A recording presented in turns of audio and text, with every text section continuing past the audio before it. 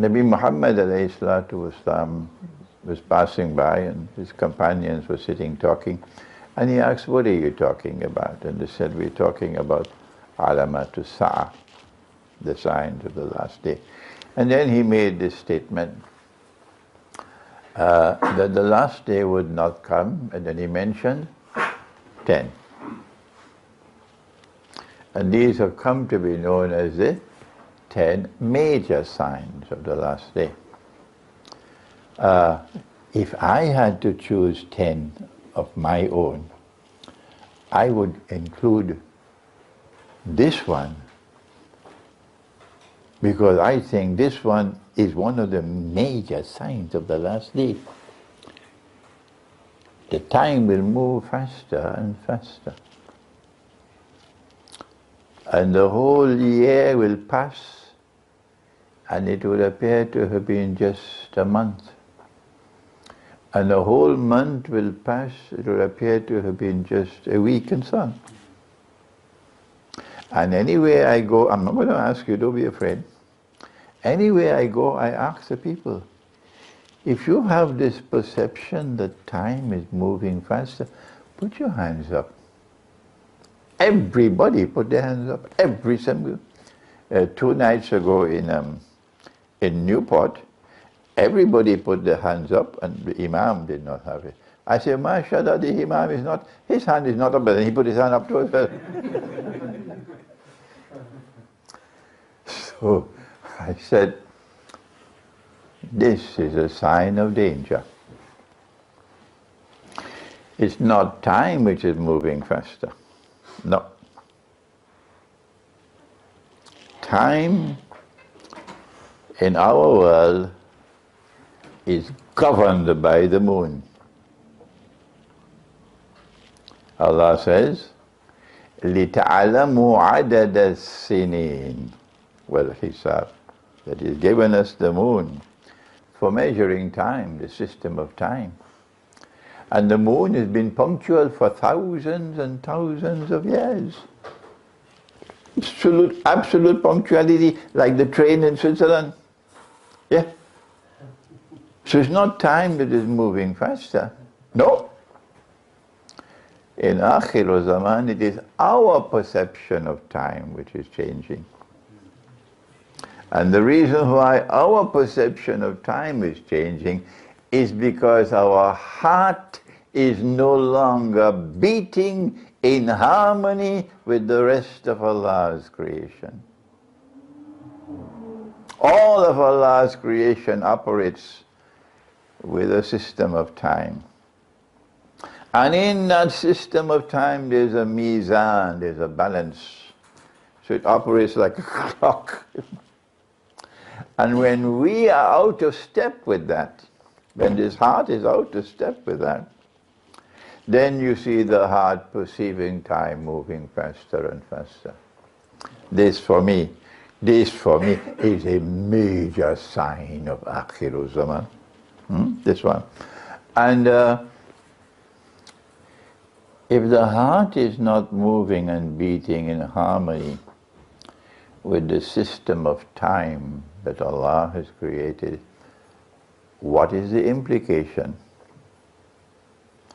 The implication is, any engineer will tell you that. Noor pervades the entire universe. Allahu Noorus Samawati wal Ard.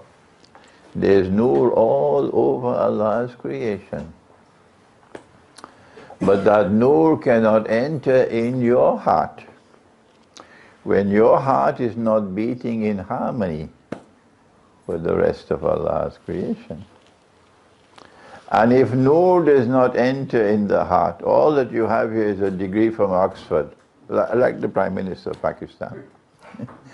All that you have is a PhD from Oxford.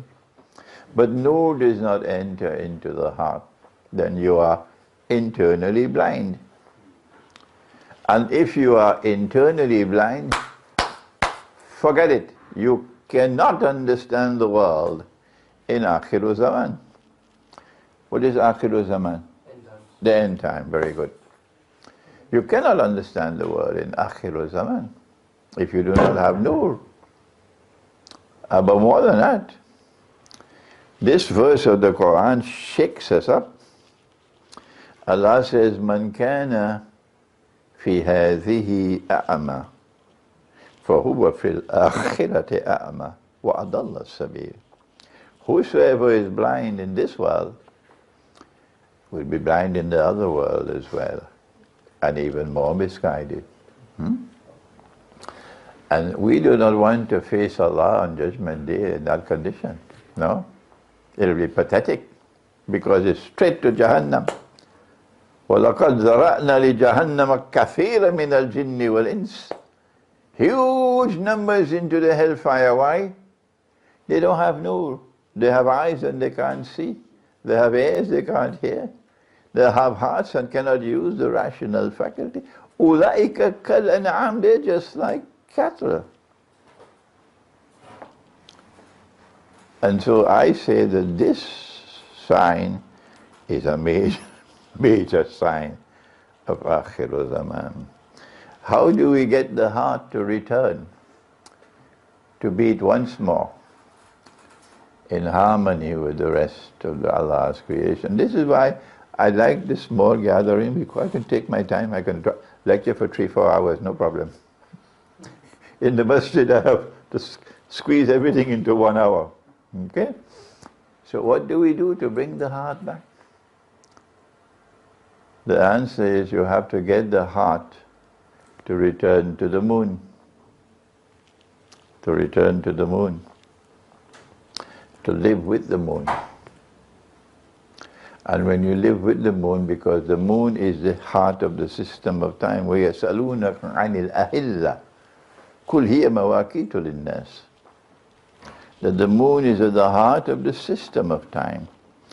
And to return to the moon means to return to the moon with the Quran.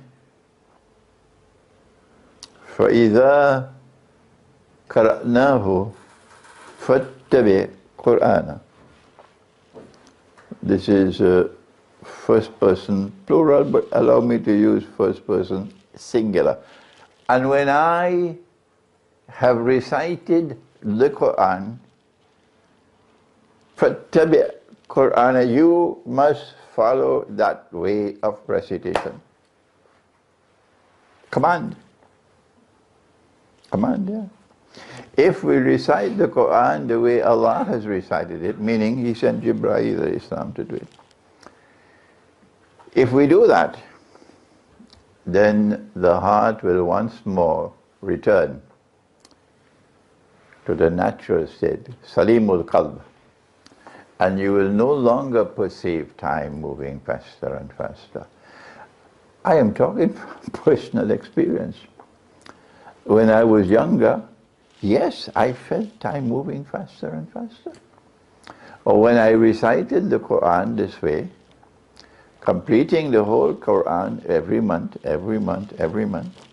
from cover to cover, I no longer perceive time moving faster. No, I am the proof. You can do it. So if I don't want to ask you to raise your hands, no, not tonight. But if I come back to Birmingham, I'll ask you, do you perceive time moving faster? And that means you're not reciting the Quran. I'm writing this book now. It's almost finished.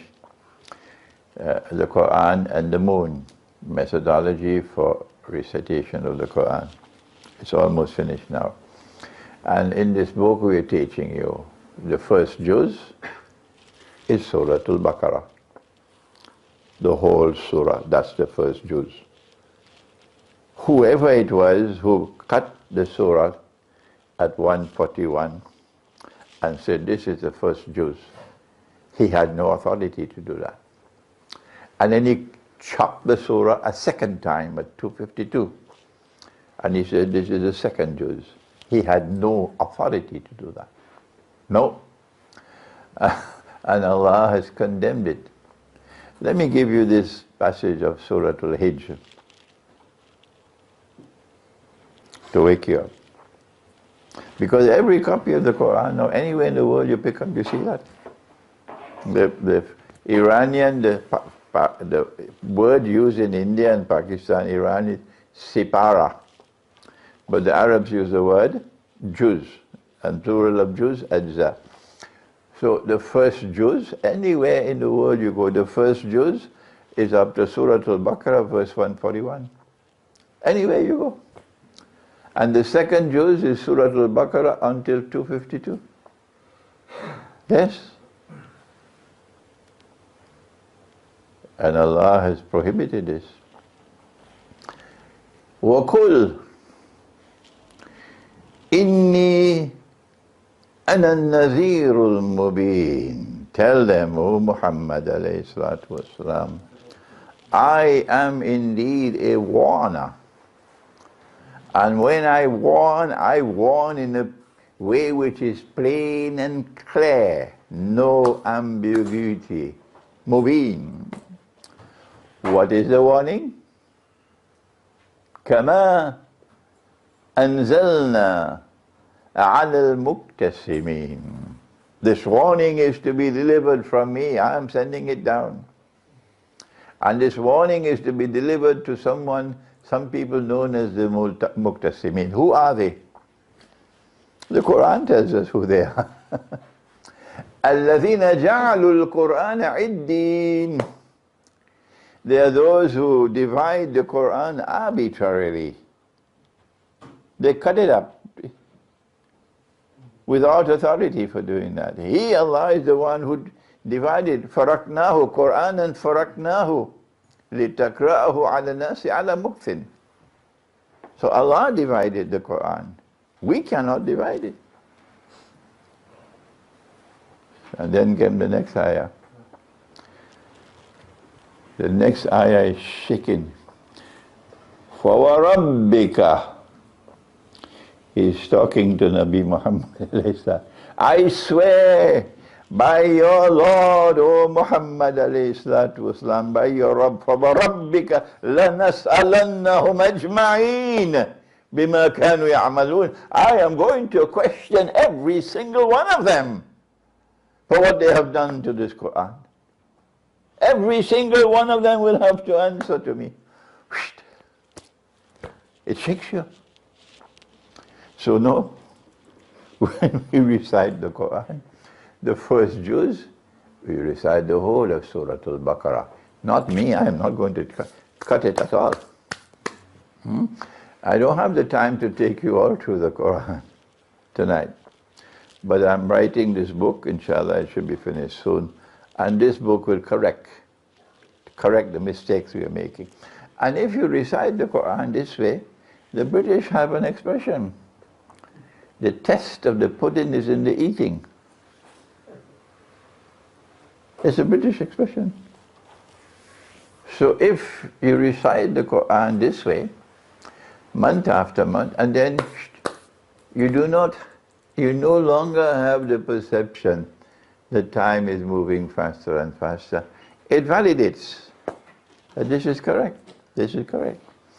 And so, when we come to Akhirul Zaman, although these are the 10 that are mentioned, I say these are not the only ones which are major signs. Number one, and they are not given in the order in which they will occur. There is a big word in English, chronological order, in order in time. We do not know the order in which these signs will occur, but we can use our reasoning faculty. And the first one, therefore, mentioned is Dajjal, Al-Masihud Dajjal. And the second is Gog and Magog, Ya'juj and Ma'juj. And the third is the return of Nabi Isa, alayhi salam, the son of Mary. And number fourth is Dukhan, or smoke. And number five is Dabbatul Ard, or the beast or the creature of the earth. And number six, that the sun would rise from the west. And number 7, 8, and 9, 3 earthquakes. But these are earthquakes in which the earth will sink down and swallow what it swallows. And this is known as a khas. And the plural of khas is khusuf. One in the east, one in the west, and one in Arabia. And number 10 is that the fire will come out of Yemen. And that fire will drive people to their place of assembly for judgment. I like this one very much. I gather the Saudi regime doesn't like this one at all. A fire will come out of Yemen and drive people to their place of assembly. Now then, we have to determine which of these are muhkam and which are mutashabiha. And there is no law, there is no book. You have to use your thinking process. Which one is to be understood literally and which one has to be interpreted in order to be understood? Let us begin with the sun rising from the west. This is the easiest one of all. Will the sun literally rise from the west one day? Or is this to be understood as mutashabiha, therefore to be interpreted? This is the question. Who will answer that question? Anytime you're looking for knowledge, the first place to search is in the Quran. That's right, the Quran. You can't go wrong. And in the Quran, what does Allah say? He says that the sun rises from the east. Yes? And Ibrahim alayhi salam then asked the king, why don't you cause it to rise from the west? My Lord causes the sun to rise from the east. You couldn't get a plainer statement than that. Why don't you cause it to rise from the west? So from this verse of the Quran, we know that the western sunrise is a false sunrise. And therefore this is mutashabiha. The sun rising from the west is a false sunrise. It is a sunrise that will attempt to replace the truth. To replace the truth which has come from Allah. And if I ask you, how old are you? I believe every single one of you will give me your date of birth and your age in accordance with the sun. I was born on the 10th of January. I was born on the 16th of April.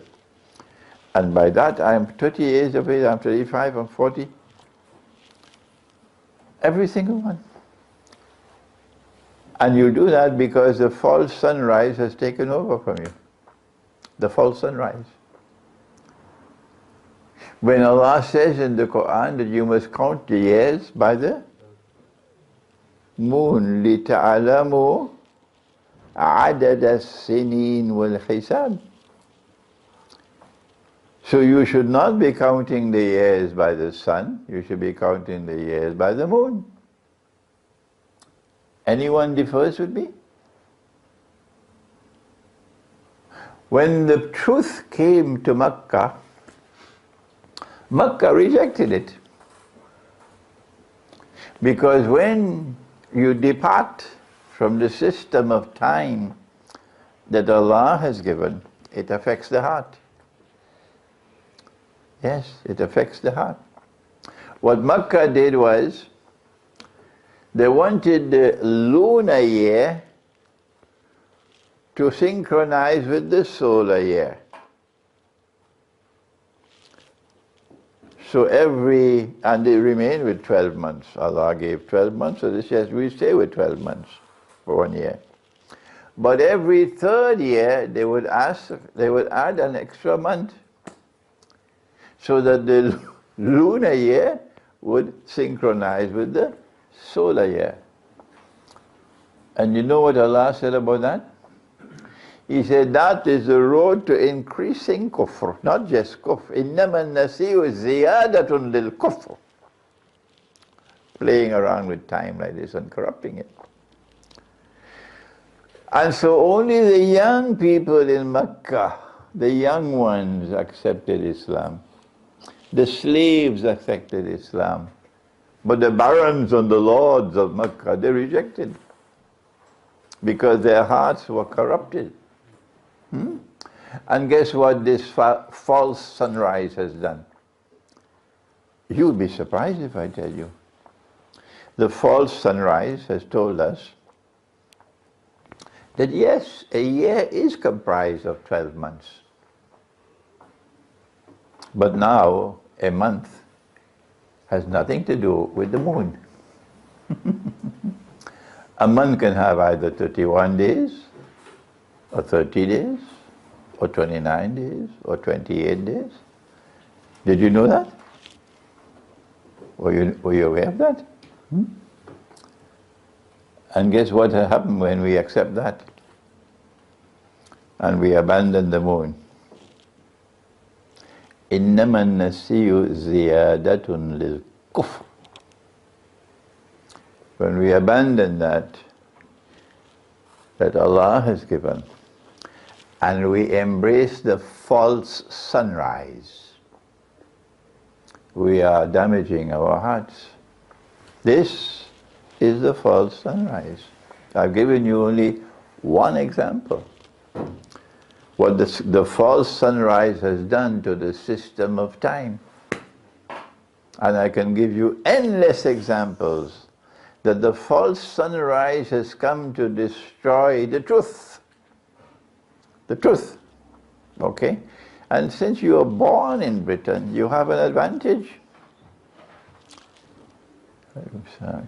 Since you are born in Britain, you have an advantage over your brothers in Egypt. You have an advantage over your brothers in Bangladesh. You have an advantage over your brothers in India and Pakistan. Because you know this society now.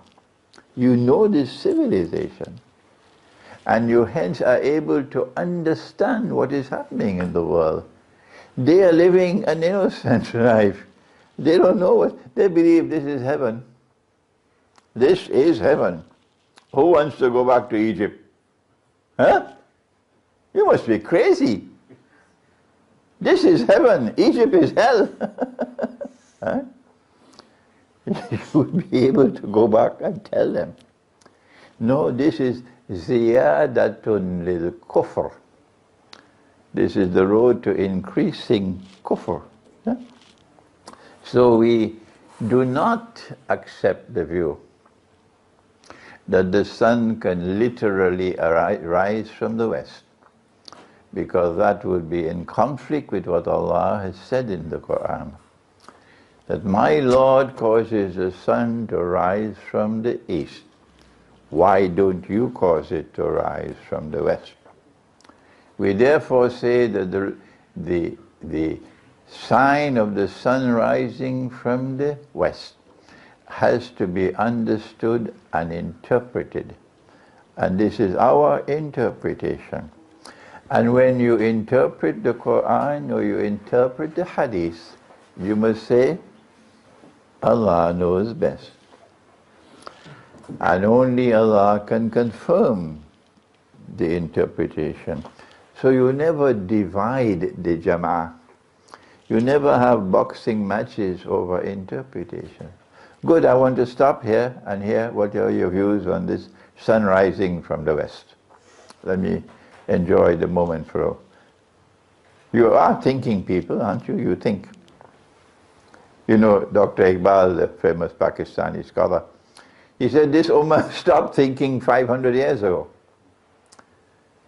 So I have come to Britain to invite you to think. Yeah. Any comment? We've taken only one so far, we still have 9 more. But tonight I can take my time, I have enough time. We have one Egyptian here. Any more Egyptians? No more Egyptians, okay. Nobody any has a comment to make? Sebastian? You're still thinking? Yeah? I originally thought it might be something to do with electricity or something, like the sun rising. I thought maybe it had something to do with light or something, like the discovery of like electricity, or how it's like changed the world and stuff. Proper methodology is to always show respect for the Quran. Absolute truth is located in the Quran. So you must first go to the Quran and then go elsewhere. You see? That is proper methodology. And when we go to the Quran, look at what the Quran says. My Lord causes the sun to rise from the east. Why don't you try to get it to rise from the west? It couldn't be plainer than that. And yet, we have huge numbers of Muslims who are convinced that the sun will literally rise one day from the west, and they have NASA supporting them, and they say it's a North Pole and so on. Like the theory that the earth is flat. And they are bombarding me for every single direction with emails and so on. Check, the earth is flat, the earth is flat, the earth. Quran says the earth is flat. So I said, if the earth is flat, is it flat here where I'm standing? Yeah, it's flat everywhere, Sheikh, everywhere it's flat. I said, okay. Then would you be willing to join with me? Let's travel. If the earth is flat, it must have an end somewhere. It cannot go endlessly. I want to travel to the end of the earth. Would you come with me? Nobody's accepting my invitation. I said, if I travel from where I'm standing, don't tell me to go to the North Pole. Nonsense. If the earth is flat, is it flat here? And if I travel from here and I keep on traveling and I return to where I started, then your theory about the earth being flat is refuted. Simple. Proper methodology is to go to the Quran. And the Quran delivers many ayat on the subject. So now we finished the first one, that the sun would rise from the west. I didn't take Dajjal, I didn't take Gog and Magog, I didn't take Return of Nabi Isa alayhi salam, because you know this subject very well, most of you. Number two, Dukhan. And this is the surah of the Quran. Dukhan. And we have to decide whether smoke, Dukhan, smoke, is it something muhkam or mutashabih? Mutashabih. It is to the Quran we must turn. Will there come a day when the whole sky will be filled with smoke? Is that possible? What does the Quran say? There's one surah of the Quran which is different from every single other surah of the Quran, in that Allah subhanahu wa ta'ala repeats one ayah 31 times. Which surah? Surah Ar-Rahman.